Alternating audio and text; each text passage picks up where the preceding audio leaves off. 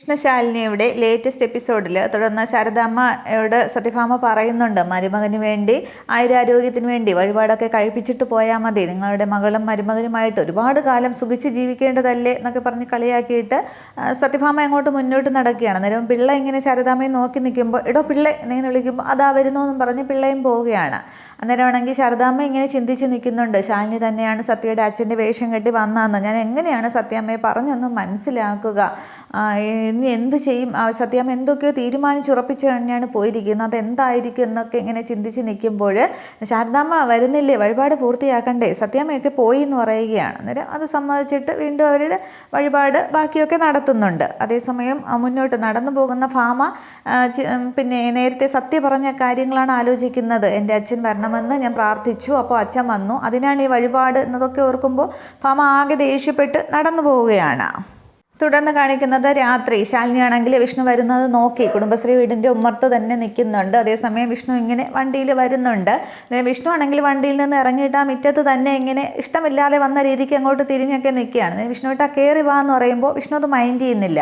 തുടർന്ന് ശാലിനിയാണെങ്കിൽ മുറ്റത്തേക്ക് ഇറങ്ങി ചെല്ലുന്നുണ്ട്. തുടർന്ന് വിഷ്ണുവേട്ടൻ എന്തിനാ എന്നോട് ഇത്ര ദേഷ്യം കാണിക്കുന്നത്, ഞാൻ എന്തെങ്കിലും തെറ്റ് ചെയ്തോ എന്നിങ്ങനെ ചോദിക്കുമ്പോൾ എന്തോ പറയാനുണ്ടെന്ന് പറഞ്ഞല്ലോ, എന്താണ് എന്നിങ്ങനെ ചോദിക്കുകയാണ്. അന്നേരമാണ് എനിക്കൊരു കാര്യം അറിയണം, ഞാൻ എന്തെങ്കിലും തെറ്റ് ചെയ്തോ എന്ന് ചോദിക്കുന്നത്. അന്നേരം ചെയ്തില്ലേ, താൻ തെറ്റ് ചെയ്തില്ലേ, ഇതുവരെ താൻ എനിക്കുള്ളതാണ് എന്ന് മാത്രം അഹങ്കരിച്ച് നടന്നതാണ് ഞാൻ, എന്നിട്ടിപ്പോൾ വീണ്ടും വേറൊരാൾ വന്നിരിക്കുന്നു, ആ വിശ്വാസമല്ലേ താൻ അങ്ങോട്ട് തകർത്തത്, സത്യയുടെ പിന്നിലുള്ള രഹസ്യം എന്താണെന്ന് ഞാനും അമ്മയും ഒക്കെ മാറി മാറി തന്നോട് ചോദിച്ചില്ലേ, എന്നിട്ട് താൻ എന്തെങ്കിലും പറഞ്ഞോ, ദേ ഇപ്പോൾ വേറൊരാൾ കയറി വന്നിരിക്കുന്നു എന്നും പറഞ്ഞ് വിഷ്ണു ആകെ അങ്ങോട്ട് ദേഷ്യപ്പെടുകയാണ്. അന്നേരം ശാലിനി പറയുന്നുണ്ട്, സത്യം അറിഞ്ഞു കഴിയുമ്പോൾ വിഷ്ണുവേട്ടൻ ഈ പറഞ്ഞതൊക്കെ തിരിച്ചെടുക്കേണ്ടി വരും, അതൊന്നും ഒരു സോറിയിൽ ഒതുക്കാവുന്നതല്ല, ഇതിനൊക്കെ പകരമായിട്ട് എന്ത് ചെയ്യുമെന്നൊക്കെ ചോദിക്കുമ്പോൾ ആദ്യം സത്യം അങ്ങോട്ട് ഹലോ ഹലോ എന്ന് വിളിച്ചിട്ടാണ് പറയുന്നത്, സത്യം അങ്ങോട്ട് അറിഞ്ഞ് കഴിയട്ടെ, എന്നിട്ട് തീരുമാനിക്കാം ബാക്കി എന്താണെന്നുള്ളത്, സത്യയുടെ അച്ഛനായിട്ട് വന്നില്ലേ, അവന് നീ തമ്മിലുള്ള ബന്ധം എന്താണെന്ന് എനിക്കറിയണം, എന്നിങ്ങനെ പറയുമ്പോൾ വീണ്ടും ഇങ്ങനെ ശാലിനി പറയുന്നുണ്ട്,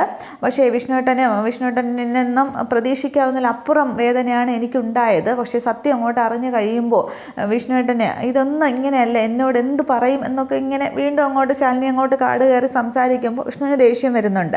അതിന് അല്ലെങ്കിലും ഈ സ്ത്രീവർഗത്തിൻ്റെ സ്വഭാവം അങ്ങനെ തന്നെയാണ്, ആണുങ്ങളുടെ ക്ഷമയെ പരീക്ഷിക്കുക എന്നുള്ളത് എന്താണെന്ന് അങ്ങോട്ട് പറയുന്നുണ്ടോ എന്നിങ്ങനെ ചോദിക്കുമ്പോൾ ശാലിനിയാണെങ്കിൽ വിഷ്ണുവിൻ്റെ കയ്യിലേക്ക് ഇങ്ങനെ പിടിക്കുന്നുണ്ട്. പക്ഷെ വിഷ്ണു തട്ടി മാറ്റുന്നില്ല, ആകെ കടിച്ചു പിടിച്ച് നിൽക്കുകയാണ്. അന്ന് സ്കൂളിൽ സത്യയുടെ അച്ഛനായിട്ട് വന്നത് എന്നിങ്ങനെ പറയുമ്പോൾ വിഷ്ണു ഇങ്ങനെ ശ്രദ്ധിക്കുകയാണ്. പക്ഷെ ആ ഒരു കറക്റ്റ് ടൈമിൽ തന്നെ അമ്പലത്തിൽ പോയ ശാരദാമ്മയും സത്യയും കൂടി ഓട്ടോയിൽ വരുന്നുണ്ട്. അന്നേരം ഓട്ടോയിൽ നിന്ന് ഇറങ്ങിയിട്ട് ഹായ് ബിഗ് ഫ്രണ്ട്, ഇത് എപ്പോൾ വന്നോ എന്നും പറഞ്ഞ് ഓടി ചെല്ലുകയാണ്. അന്നേരം ഇപ്പോൾ വന്നേ ഉള്ളൂ മോളെ എന്ന് ആ ദേഷ്യമൊക്കെ നിയന്ത്രിച്ച് വിഷ്ണു പറയുന്നുണ്ട്.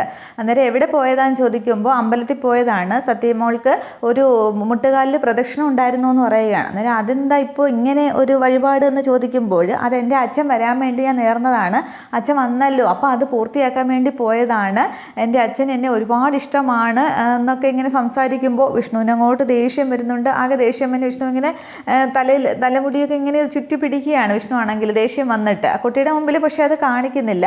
എന്നിട്ടും പറയുന്നുണ്ട്, പിന്നെ എൻ്റെ അച്ഛനാണെങ്കിൽ എന്നോട് എന്ത് സ്നേഹമാണെന്നറിയാമോ, എന്നെ എവിടെ വേണമെങ്കിലും കൊണ്ടുപോകും, എപ്പോൾ വേണമെങ്കിലും വരും, വിളിക്കും, പിന്നെ നല്ല സുന്ദരൻ അച്ഛൻ എന്നൊക്കെ ഇങ്ങനെ സംസാരിക്കുമ്പോൾ വിഷ്ണുവിൻ്റെ ആ ഒരു ദേഷ്യം ശാലിനി ശ്രദ്ധിക്കുന്നുണ്ട്. അന്നേരം ശാരദാമ്മ ചോദിക്കുന്നുണ്ട്, ശാലിനി വിഷ്ണുവിനോട് പറഞ്ഞില്ലേ എന്ന്. അന്നേരം അമ്മയെന്ന് വിളിച്ചിട്ട് ഒന്ന് സത്യ മോളെ അകത്തേക്ക് കൊണ്ടുപോകാൻ പറയുകയാണ്. അന്നേരവും ഈ സത്യമാണെങ്കിൽ അങ്ങ് സംസാരിച്ചു തുടങ്ങുമ്പോൾ അമ്മ ഒന്ന് അകത്തേക്ക് കൊണ്ടുപോ എന്നിങ്ങനെ പറയുകയാണ്. പിന്നെ ശാലിനി ആകെ ഒരു ദേഷ്യത്തിൽ. അന്നേരം വാ മോളെ നമുക്ക് അകത്ത് പോയി ഭക്ഷണം കഴിച്ചിട്ടാകാൻ സംസാരം എന്ന് പറയുമ്പോൾ ബിഗ് ഫ്രണ്ടും വാ നമുക്ക് ഒരുമിച്ച് കഴിക്കാമെന്നും പറഞ്ഞ് വിഷ്ണുവിൻ്റെ കൈ പിടിക്കുകയാണ്. അന്നേരം ഇപ്പം മോള് പൊയ്ക്കോ പിന്നീട് ആകട്ടെ എന്ന് പറയുമ്പോൾ നിർബന്ധമായിട്ട് ശാരദാമ്മ സത്യം അങ്ങോട്ട് പിടിച്ച് വലിക്കുകയാണ്. അന്നേ ഇനി ശാരദാമ്മയ്ക്ക് ഒരു കാര്യം പറയാനുണ്ട് എന്ന്. അന്നേരം ശാരദാമ്മയ്ക്ക് എന്താ പറയാനുള്ളതെന്നും പറഞ്ഞിട്ട് കുട്ടി ശാരദാമ്മയുടെ കൂടെ അകത്തേക്ക് കയറി പോകുന്നുണ്ട്. തുടർന്ന് വീണ്ടും ശാലിനി വിഷ്ണുവിനോട് അത് പറയാനായിട്ട് വരുന്നുണ്ട്. അത് വിഷ്ണുവേട്ട സ്കൂളിൽ വന്നത് സത്യയുടെ എന്നിങ്ങനെ പറഞ്ഞു വരുമ്പോൾ വിഷ്ണു ഇങ്ങനെ തൊഴുകയാണ്. വേണ്ട, മതി, ഇനി എന്നോട് ഒന്നും പറയണ്ട. അതേ സത്യമാണെങ്കിൽ അവളുടെ അച്ഛനെ കുറിച്ച് ഇങ്ങനെ പുകഴ്ത്തി എൻ്റെ മുന്നിൽ ഇങ്ങനെ നിന്ന് പറഞ്ഞില്ലേ, അത് കേട്ടപ്പോഴേ എനിക്ക് മതിയായി, എന്നെ എന്തിനാ ഇങ്ങനെ ശിക്ഷിക്കുന്നത് എന്ന് പറഞ്ഞിട്ട് ശാലിനിയെ പറയാനായിട്ട് വിഷ്ണു അനുവദിക്കില്ല. വിഷ്ണുവിന് ആകെ സങ്കടവും കരച്ചിലും ഒക്കെ വരികയാണ്. തുടർന്ന് അത് വിഷ്ണുവേട്ട ഞാൻ പറയട്ടെ, സത്യത്തിൽ അത് ഞാനാ എന്നിങ്ങനെ പറയുമ്പോൾ അതെ താൻ തന്നെയാണ് ഈ പ്രശ്നങ്ങളെല്ലാം തുടങ്ങി വെച്ചത്, അക്ഷയ് എന്നൊരാൾ തൻ്റെ മനസ്സിലുണ്ടെന്ന് എപ്പോഴെങ്കിലും എനിക്കൊരു സൂചന തന്നിട്ടുണ്ടോ? ഇല്ലല്ലോ, പിന്നെ എന്തിനാ വീണ്ടും എന്നെ എങ്ങനെ അപമാനിക്കുന്നത് എന്ന് പറഞ്ഞിട്ട് വിഷ്ണു ആകെ ദേഷ്യം. പിന്നീടും വിഷ്ണുവായിട്ട് അങ്ങനെ അല്ല ഞാൻ സത്യം പറയാമെന്ന് പറഞ്ഞിട്ട് ശാലിനി വിഷ്ണുവിൻ്റെ കയ്യിലൊക്കെ പിടിക്കുന്നുണ്ട്. പക്ഷേ വിഷ്ണു ആണെങ്കിൽ സമ്മതിക്കുന്നില്ല. അല്ലെങ്കിലും നിങ്ങൾ സ്ത്രീവർഗത്തിന് മാത്രം പ്രത്യേകത ഒരു കഴിവുള്ളത് തന്നെയാണ്. നിങ്ങളുടെ രഹസ്യങ്ങൾ അങ്ങോട്ട് മനസ്സിൽ മറച്ചു പിടിക്കും, എന്നിട്ട് ബാക്കിയുള്ളവരുടെ രഹസ്യങ്ങൾ അങ്ങോട്ട് ചൂഴ്ന്നെടുത്തിട്ട് അത് മുഴുവൻ നാട് മുഴുവൻ പറഞ്ഞ് നടക്കും. എന്തിനാ എന്നെ അങ്ങ് വിട്ടേക്ക് എന്ന് പറഞ്ഞിട്ട് വിഷ്ണു ആകെ സങ്കടപ്പെട്ട് സംസാരിക്കുകയാണ്. ഈ സമയത്ത് സത്യമാണെങ്കിൽ അകത്തുനിന്ന് വീണ്ടും ഇറങ്ങി വരുന്നുണ്ട്. അതെ, നിങ്ങൾ രണ്ടുപേരും എന്താ അവിടെ തന്നെ നിൽക്കുന്നത്, എന്നെ അകത്തേക്ക് വാ എന്ന് വിളിക്കുമ്പോൾ ഇനി വിഷ്ണു ഇങ്ങനെ ശ്രദ്ധിക്കുകയാണ്. അന്നേരം ശാലിനിക്ക് പറയാനും പറ്റുന്നില്ലല്ലോ. അന്നേരം ഇനി നമ്മളില്ല മോളെ എന്നിങ്ങനെ വിഷ്ണു പെട്ടെന്ന് ഈ കുട്ടിയോട് പറയുകയാണ്. അന്നേരം കുട്ടി ഇങ്ങനെ ഒന്ന് മനസ്സിലാകാതെ നിൽക്കുമ്പോൾ അത് വിഷ്ണു ഏട്ടാന്ന് പറഞ്ഞ് വീണ്ടും ശാലിനി പറയാൻ വരികയാണ്. അന്നേരം ഇത്രയ്ക്ക് കഠിന ഹൃദയമൊന്നും എനിക്കില്ല, ഞാനൊരു പാവമാണ്, എന്നെക്കൊണ്ട് ഇത് കൂടുതലൊന്നും താങ്ങാൻ പറ്റില്ല എന്ന് പറഞ്ഞിട്ട് വിഷ്ണു ആണെങ്കിൽ പെട്ടെന്ന് അങ്ങ് ജീപ്പിനകത്തേക്ക് കയറുകയാണ്. അന്നേരം അത് വിഷ്ണു ഏട്ടാന്ന് പറഞ്ഞ് വീണ്ടും ശാലിനി പുറകെ നടക്കുന്നുണ്ട്. പക്ഷേ വിഷ്ണു ആണെങ്കിൽ വണ്ടി എടുത്ത് അങ്ങ് പോവുകയാണ്. അന്നേരം സത്യ ഇങ്ങനെ അടുത്തേക്ക് വന്നിട്ട് എന്താ അവിടെ പിന്നെ ബിഗ് ഫ്രണ്ടുമായിട്ട് നിങ്ങളെന്താ വഴക്കാണോ, നിങ്ങൾ തമ്മിൽ വഴക്കാണോ എന്നൊക്കെ ഇങ്ങനെ ചോദിച്ചുകൊണ്ട് നിൽക്കുമ്പോൾ വിഷ്ണു അങ്ങ് പോയി കഴിഞ്ഞിരുന്നു. അന്നേരം ശാലിനി നിന്ന് കരയുന്നേ ഉള്ളൂ. അന്നേരം ശാരദാമ്മ അകത്ത് നിന്ന് സത്യമോളെ എന്ന് വിളിക്കുമ്പോൾ ഈ ശാരദാമ്മയെ കൊണ്ട് തോറ്റു എന്ന് പറഞ്ഞിട്ട് സത്യ ഓടി അകത്തേക്ക് പോകുന്നുണ്ട്. തുടർന്ന് ആകെ സങ്കടമാവുകയാണ്. ശാലിനിക്കും സങ്കടമാവുന്നുണ്ട് വിഷ്ണുവിനോട് അത് പറയാൻ പറ്റാത്തതിൽ. വണ്ടി ഓടിച്ചു പോകുന്ന വിഷ്ണു ആകെയും കരയുകയാണ്, കണ്ണീരൊക്കെ തുടയ്ക്കുന്നുണ്ട്. ദേഷ്യവും സങ്കടവും ഒക്കെ ഒരുമിച്ച് വിഷ്ണു അങ്ങ് വീട്ടിലേക്ക് വണ്ടി ഓടിച്ചു പോകുന്നുണ്ട്. ശാലിനി ആണെങ്കിൽ ആകെ തളർന്ന് ആ ഉമ്മറത്തേക്ക് ഇരിക്കുന്ന ആ ഒരു സീനും കാണിക്കുന്നുണ്ട്. പക്ഷേ സത്യ വരാതിരുന്നെങ്കിൽ വിഷ്ണു കാര്യങ്ങൾ പറഞ്ഞാണ്, അല്ലെങ്കിൽ അവർ തുറന്നു പറയാനായിട്ട് വീടല്ലാതെ വേറൊരു സ്ഥലമാണ് തിരഞ്ഞെടുത്തിരുന്നതെങ്കിലും ഈ പ്രശ്നം അവിടെ വെച്ച് അവസാനിപ്പിക്കാമായിരുന്നു. അന്ന് കാർത്തികയുടെ സംഭവം പറയാനായിട്ട് വീട്ടിലേക്ക് വന്നപ്പോൾ സത്യം ഇല്ലായിരുന്നല്ലോ, അതുകൊണ്ട് അത് പറഞ്ഞ് ക്ലിയർ ചെയ്തു. അതേപോലെ ഇതും പറഞ്ഞ് ക്ലിയർ ചെയ്യാമായിരുന്നു. പക്ഷേ കഥ വീണ്ടും നീളുകയാണ്.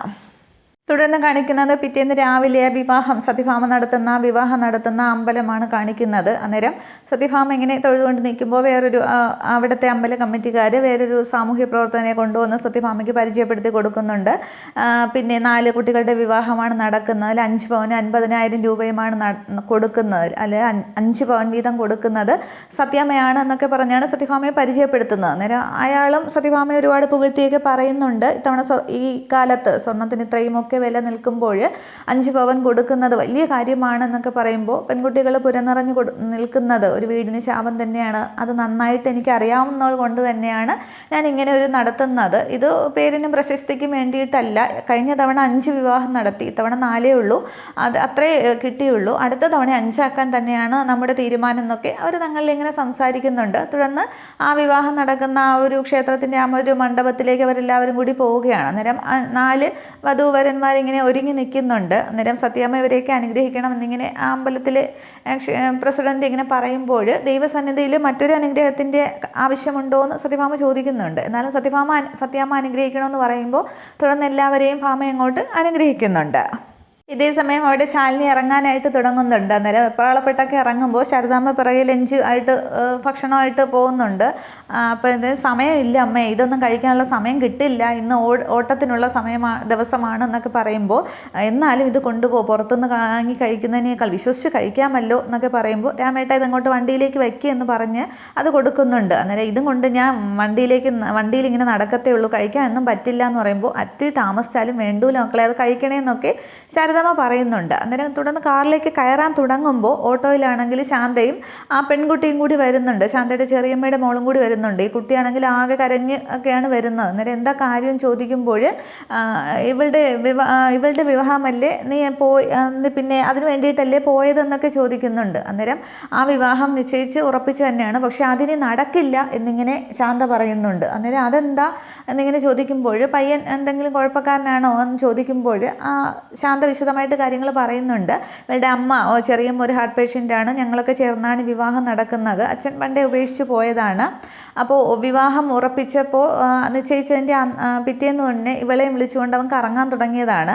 മുഷിച്ചില്ലെന്നും തോന്നണ്ടായിരുന്നു കരുതി ഞങ്ങളാരും ഒന്നും പറഞ്ഞുമില്ല. പക്ഷേ അവൻ ഒരു കുഴപ്പക്കാരനായിരുന്നു. ഇവളുടെ കയ്യിലുണ്ടാകുന്ന 1.5 പവൻ്റെ കമ്മൽ അവൻ അങ്ങോട്ട് അടിച്ചെടുത്തു. പിന്നീട് ഇപ്പോൾ കേൾക്കുന്നു ഇന്ന് നടക്കുന്ന സമൂഹ വിവാഹത്തിൽ 5 പവനും 50,000 രൂപയും വാങ്ങിച്ചുകൊണ്ട് അവൻ മറ്റൊരു പെണ്ണിനെ താലി കെട്ടാനായിട്ട് പോവുകയാണ് എന്നുള്ളത്. അന്നേരം ഇതിന് മോൾ എന്തെങ്കിലും ഒരു പരിഹാരം നടത്തി തരണം, ആ വിവാഹം നടന്നാൽ ഇവൾ ആത്മഹത്യ ചെയ്യും എന്ന് തന്നെയാണ് പറഞ്ഞത്. വെറുതെ മോഹങ്ങളും സ്വപ്നങ്ങളും ഒക്കെ ഉണ്ടായിട്ട് പിന്നെ ഇവൾക്ക് എന്തെങ്കിലും സംഭവിച്ചാൽ ഇവളുടെ അമ്മയുടെ കാര്യം അറിയാമല്ലോ, ഇവൾ മാത്രമേ ഉള്ളൂ എന്നൊക്കെ ഇങ്ങനെ സങ്കടപ്പെട്ട് പറയുമ്പോൾ പിന്നെ ശാലിനിക്ക് രാമേട്ടനോട് ചോദിക്കുകയാണ്, ബോർഡ് മീറ്റിംഗ് ഒരു അരമണിക്കൂർ നമ്മൾ ലേറ്റായാലും ഓട്ടത്തിൽ പിടിക്കാൻ പറ്റുമോ എന്നുള്ളത്. അന്നേരം മോൾ ഈ കാര്യം നോക്കിക്കോ, ഓട്ടത്തിൽ പിടിക്കുന്ന കാര്യം ഞാൻ ഏറ്റു എന്നിങ്ങനെ രാമേട്ടൻ പറയുന്നുണ്ട്. അന്നേരം എങ്കിൽ പിന്നെ നിങ്ങൾ വണ്ടിയിലോട്ട് കയറുമെന്ന് പറഞ്ഞിട്ട് ശാന്തയും ആ പെൺകുട്ടിയും കാറിൽ കയറ്റിക്കൊണ്ട് ശാലിനിയാണെങ്കിൽ ആ വിവാഹം നടത്തുന്ന ആ അമ്പലത്തിലേക്ക് പോകുന്നുണ്ട്. ശാരദാമ്മയും സത്യയും കൂടി ഇത് നോക്കി നിൽക്കുകയാണ്. തുടർന്ന് ശാരദാമ്മ ഇങ്ങനെ പ്രാർത്ഥിക്കുന്നുണ്ട്, 100 കൂട്ടം പ്രശ്നങ്ങൾക്കിടയിലൂടെയാണ് എൻ്റെ മോള് പൊയ്ക്കൊണ്ടിരിക്കുന്നത്, അതിനിടയിൽ അവൾക്കുള്ള വേണ്ടപ്പെട്ടവരുടെ പ്രശ്നങ്ങളും എൻ്റെ മോളെ കാത്തോളണേ എന്നൊക്കെ ഇങ്ങനെ ശാരദാമ്മ പ്രാർത്ഥിക്കുന്നുണ്ട്.